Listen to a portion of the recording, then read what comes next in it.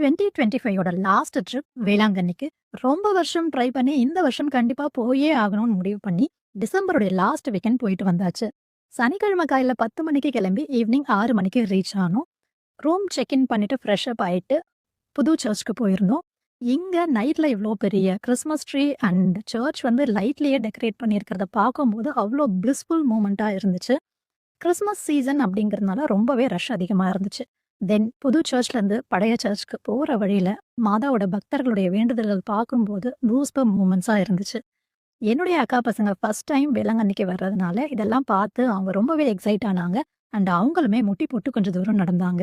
பழைய சர்ச் கிட்ட நைட்டு 11 மணிக்கு உட்கார்ந்து ப்ரேயர் பண்ணது வந்து, மனசுக்கு அவ்ளோ நிறைவாவும், அமைதியாவும் இருந்துச்சு. எதையோ ஒரு சாதிச்ச ஃபீலிங். சில சமயத்துல மத்தவங்களுக்கு சாதாரணம் பண்ற விஷயம்லாம் எனக்கு சவாலாவும், சாதனையாவும் தான் இருந்திருக்கு. ஸோ, இத நான் பண்ணி முடிச்சிருக்கேன் அப்படின்னு நினைக்கும்போது, எனக்கே என்ன நெனச்சு பெருமையா இருந்துச்சு.